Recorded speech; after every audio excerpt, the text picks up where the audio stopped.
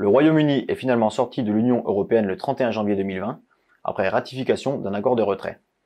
Cet accord couvre différents domaines, dont un accord financier et les modalités de la transition, qui a débuté le 1er février et devrait se terminer fin 2020, et pendant laquelle le droit de l'Union s'applique au Royaume-Uni. Cette période permet de préparer la mise en œuvre de l'accord de retrait et anticiper la relation future qui doit encore être négociée par Michel Barnier. Dans une déclaration politique conjointe, les deux parties se sont engagées à établir un partenariat ambitieux, vaste et équilibré, comprenant une zone de libre-échange ainsi qu'une coopération sectorielle plus large lorsqu'elle est dans l'intérêt mutuel des deux parties. Le Brexit représente des enjeux nombreux pour les secteurs de l'agriculture, de l'agroalimentaire, de la pêche et de la forêt. La pêche sera un sujet majeur que les Britanniques veulent négocier. Même si le poisson est plus abondant dans leurs eaux territoriales, la plupart de leurs captures de poissons sont vendues vers l'Union.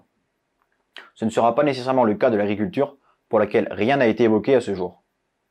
Les agriculteurs britanniques étant majoritairement pro-Brexit, car excédés par la réglementation européenne, les réglementations pourraient y évoluer.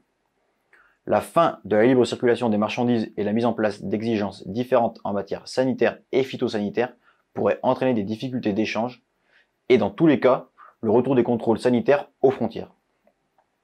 D'autres questions agricoles seront importantes, comme la clé de répartition des contingents tarifaires déjà prévus par tous les accords de libre-échange conclus par l'Union.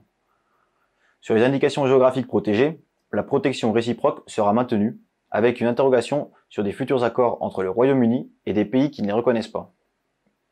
Une autre question d'intérêt est celle de l'indication d'origine dans les produits transformés. De manière plus globale, les accords de libre-échange que le Royaume-Uni pourrait conclure seront une autre source d'inquiétude pour le secteur agricole qui craint que le territoire britannique ne devienne une porte d'entrée vers l'Union européenne.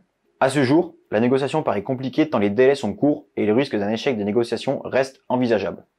Cela impliquerait que les relations économiques entre Bruxelles et Londres soient régies par les règles de l'Organisation mondiale du commerce, bien moins avantageuses car fixant des droits de douane pour les marchandises.